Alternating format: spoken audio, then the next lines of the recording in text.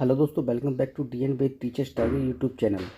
दोस्तों आज हम यूपी टेट 2017 के पेपर का कंप्लीट क्विकली रिवीजन करेंगे। दोस्तों इससे पहले हम 2018 का रिवीजन कर चुके हैं, तो अगर आपने वो वीडियो नहीं देखी है तो आप जल्दी से वीडियो देख लीजिए। तो चलिए दोस्तों जल्दी से स्टार्ट करते हैं। पहला प्रश्न है, निम्न में से कौन सा अधिगम के प्रचार का कारण नहीं है? ऑब्जेक्ट ए प्रेरणा की सीमा, या बी विद्यालय का असहयोग, या सी शारीरिक सीमा, या डी ज्ञान की सीमा। तो दोस्तों इस प्रश्न का आंसर होगा ऑब्जेक्ट बी विद्यालय का असहयोग। अगला प्रश्न देखते हैं। दूसरा प्रश्न है, अधिगम अनुभव और प्रशिक्षण के परिणाम स्वरूप व्यवहार में परिवर्तन है, यह कथन किसके द्वारा दिया गया था? ऑब्जेक्ट ए गेट्स व अन्य, ऑब्जेक्ट बी मॉर्गन और गिलनेन, ऑब्जेक्ट सी स्किनर, या डी ग्रीनबैंक। तो इस प्रश्न का आंसर होगा ऑब्जेक्ट ए गेट्स व अन्य ने। अगला प्रश्न देखते हैं। तीसरा प्रश्न है, स्टैनफोर्ड विनय परीक्षण मापन करता है व्यक्तित्व का, पढ़ने की दक्षता का, बुद्धि का, या उपयुक्त में से कोई नहीं। तो इस प्रश्न का आंसर होगा बुद्धि का, ऑब्जेक्ट सी। अगला प्रश्न देखते हैं। चौथा प्रश्न है, अंतर्मुखी व्यक्तित्व एवं बहिर्मुखी व्यक्तित्व का वर्गीकरण किसने दिया था? Object A Freud, object B Jung, object C मन, या ऑब्जेक्ट डी ऑलपोर्ट। तो इस प्रश्न का आंसर होगा ऑब्जेक्ट बी युंग ने व्यक्तित्व का वर्गीकरण किया था। तो अगला प्रश्न देखते हैं। पांचवा प्रश्न है, बच्चों के सामाजिक विकास को प्रभावित करने वाले कारक हैं? ऑब्जेक्ट ए आर्थिक तत्व, ऑब्जेक्ट बी सामाजिक परिवेशजन्य तत्व, ऑब्जेक्ट सी शारीरिक तत्व, या ऑब्जेक्ट डी वंशानुगत तत्व। तो इस प्रश्न का आंसर होगा ऑब्जेक्ट बी सामाजिक परिवेशजन्य तत्व। अगला प्रश्न देखते हैं। छठवां प्रश्न है, निम्न में से कौन सा शारीरिक विकास का एक प्रमुख नियम है? ऑब्जेक्ट ए मानसिक विकास से भिन्नता का नियम, या बी अनियमित विकास का नियम, या सी द्रुतगामी विकास का नियम, या डी कल्पना और संवेगात्मक विकास से संबंध का नियम। तो इस प्रश्न का आंसर होगा ऑब्जेक्ट बी अनियमित विकास का नियम। अगला प्रश्न देखते हैं। सातवां प्रश्न है, निम्न में से कौन सा विकास का सिद्धांत नहीं है? ऑब्जेक्ट ए अनुकूलित प्रत्यावर्तन का सिद्धांत, या बी निरंतरता का सिद्धांत, या सी परस्पर संबंध का सिद्धांत, या डी समान प्रतिमान का सिद्धांत। तो इस प्रश्न का आंसर होगा ऑब्जेक्ट ए अनुकूलित प्रत्यावर्तन का सिद्धांत। यह विकास का सिद्धांत नहीं है। बाकी तीनों निरंतर विकास का सिद्धांत, परस्पर संबंध का विकास का सिद्धांत और समान प्रतिमान का सिद्धांत, ये सभी विकास के सिद्धांत हैं। और अनुकूलित प्रत्यावर्तन का सिद्धांत यह अधिगम का सिद्धांत है। अगला प्रश्न देखते हैं।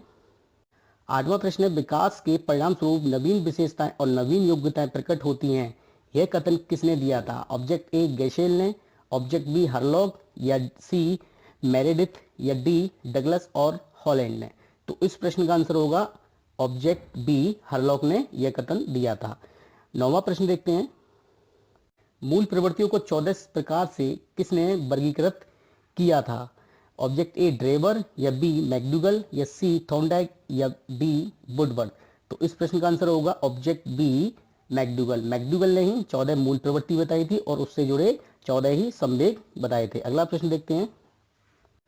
10वां प्रश्न है, किसी दूसरी वस्तु की अपेक्षा एक वस्तु पर चेतना का केंद्रीकरण अवधान है, यह कथन किसका है? डम्बेल का, या बी रॉस का, या सी मन का, या डी मैकडूगल का।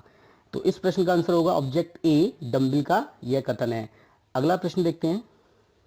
11वां प्रश्न है, निम्न में से कौन सा सीखने के मुख्य नियमों में शामिल नहीं है? ऑब्जेक्ट ए तत्परता का नियम, बी अभ्यास का नियम, सी बहुअनुक्रिया का नियम, या डी प्रभाव का नियम। तो बाकी के देखो ए बी और सी ये थॉर्नडाइक के मुख्य नियम हैं। बाकी ये ऑब्जेक्ट सी बहुअनुक्रिया का नियम ये गौड़ नियम है, तो इसलिए यह नियम मुख्य नियम में शामिल नहीं है। और ऐसा ही एक प्रश्न 2018 में आया था। तो अगला प्रश्न देखते हैं। 12 वर्ष से 16 वर्ष के बच्चों के लिए हिंदी में डॉक्टर एस जलोटा ने कौन सा परीक्षण प्रतिपादित किया है? ऑब्जेक्ट ए अशाब्दिक बुद्धि परीक्षण, या बी साधारण मानसिक योग्यता परीक्षण, या सी आर्मी अल्फा परीक्षण, या डी चित्रांकन परीक्षण। तो इस प्रश्न का आंसर होगा ऑब्जेक्ट बी साधारण मानसिक योग्यता परीक्षण। 13वां प्रश्न है, बुद्धि के द्विकारक सिद्धांत का प्रतिपादन किसने किया था? थॉर्नडाइक, स्पीयरमैन, बर्मन, या स्टर्न ने। तो इस प्रश्न का आंसर होगा ऑब्जेक्ट बी स्पीयरमैन ने। चाहे एक कारक कहे चाहे द्विकारक कहे, दोनों ही सिद्धांत का प्रतिपादन किसने किया? स्पीयरमैन ने किया था। अगला प्रश्न देखते हैं। 14वां प्रश्न है, निम्न में से कौन सा युग्म सही नहीं है? सीखने का उद्दीपक अनुक्रिया सिद्धांत थॉर्नडाइक ने दिया था, ये सही है।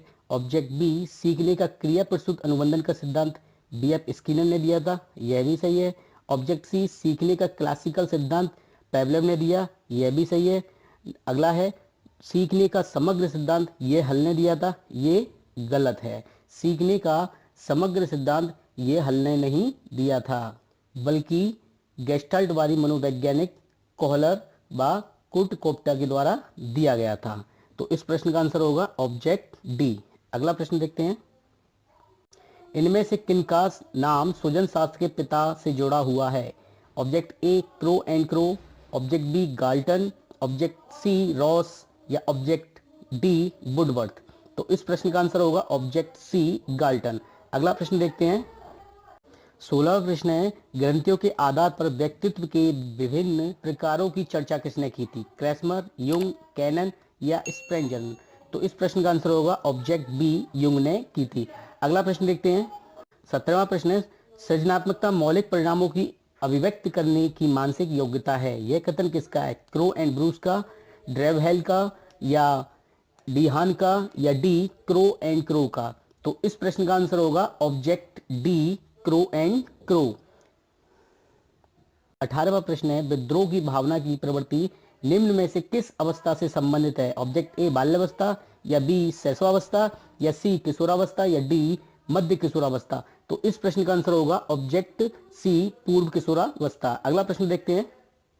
19वां प्रश्न, सीखने की वह अवधि जब सीखने की प्रक्रिया में कोई उन्नति नहीं होती है तो यह कहलाती है? ऑब्जेक्ट ए सीखने का बक, बी सीखने का फटार, सी स्मृति या डी अवदान। तो इस प्रश्न का आंसर होगा ऑब्जेक्ट बी, सीखने का पठार। अगला प्रश्न देखते हैं। 20वां प्रश्न है, बुद्धि लब्धि निकालने का सूत्र क्या है? इन चारों में से आपको बताना है कौन सा ऑब्जेक्ट सही है। तो इस प्रश्न का आंसर होगा ऑब्जेक्ट सी, मानसिक आयु अपॉन वास्तविक आयु इंटू 100। अगला प्रश्न देखते हैं। सीखने में प्रयास व भूल के सिद्धांत का प्रतिपादन किसने किया था? कोहलर, पेवलोव, थॉर्नडाइक या गेस्टाल्टवाद। तो इस प्रश्न का आंसर होगा ऑब्जेक्ट सी, थॉर्नडाइक ने यह दिया था। अगला प्रश्न देखते हैं। 22वां प्रश्न है, सामान्य संयुक्त कोशिकाओं में गुणसूत्रों की जोड़े होते हैं 22, 23, 24 या उपयुक्त में से कोई नहीं। इस प्रश्न का आंसर होगा 23 जोड़े होते हैं। अगला प्रश्न देखते हैं। कोहलर निम्न में से किससे संबंधित है? अभिप्रेरणा का सिद्धांत, ऑब्जेक्ट बी विकास का सिद्धांत, ऑब्जेक्ट सी व्यक्तित्व का सिद्धांत या ऑब्जेक्ट डी अधिगम का सिद्धांत। तो इस प्रश्न का आंसर होगा ऑब्जेक्ट डी, अधिगम का सिद्धांत। अगला प्रश्न देखते हैं। 24वां प्रश्न है, क्रिया प्रस्तुत अनुबंधन का सिद्धांत प्रतिपादित किया था हल ने, थॉर्नडाइक ने, हेगार्टी ने या स्किनर ने। तो इस प्रश्न का आंसर होगा ऑब्जेक्ट डी, स्किनर ने दिया था। अगला प्रश्न देखते हैं। 25वां प्रश्न है, बुद्धि के तरल क्रिस्टलीय प्रतिमान के प्रतिपादन कौन थे? ए कैटल, बी थॉर्नडाइक, सी बर्नन या डी स्किनर। तो इस प्रश्न का आंसर होगा ऑब्जेक्ट ए कैटल। अगला प्रश्न देखते हैं। शिक्षण हेतु मानसिक उद्दीलन प्रतिमान का प्रयोग निम्न में से किसके सुधार हेतु किया जाता है? ऑब्जेक्ट ए समझ या बी अनुप्रयोग या सी सृजनात्मकता या डी समस्या समाधान होगा। तो इस प्रश्न का आंसर होगा ऑब्जेक्ट सी, सृजनात्मकता। अगला प्रश्न देखते हैं। गोलमैन निम्न में से किससे संबंधित है? सामाजिक बुद्धि से, संवेगात्मक बुद्धि से, आध्यात्मिक बुद्धि से या सामान्य बुद्धि से। तो इस प्रश्न का आंसर होगा ऑब्जेक्ट बी, संवेगात्मक बुद्धि से। अगला प्रश्न देखते हैं। 28वां प्रश्न है, निम्न में से कौन शेष से भिन्न है?